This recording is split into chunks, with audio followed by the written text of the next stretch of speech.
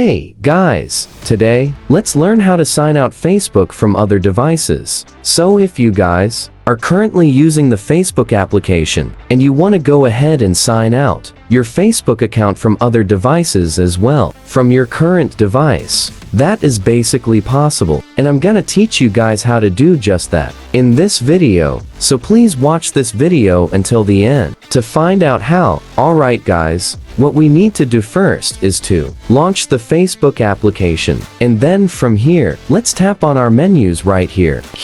Next, let's go ahead and tap on our settings on a top corner, and let's tap on See More in Account Center. Let's tap on Password and Security, and let's tap on where you're logged in. Now, from here, choose your preferred account in this. Yes, I'm gonna choose this Facebook account. And if you want to go and log out on other devices, all we need to do is tap on this option called Select Devices to log out. And you can choose these specific devices on where to log out your specific account. So just use it as our device and tap on Logout. And that's how you could easily go ahead and send out your Facebook from other devices on your current device. And that's all for this video guys. Thank you for watching. Please like this video and subscribe as well if you guys learned something, and take care.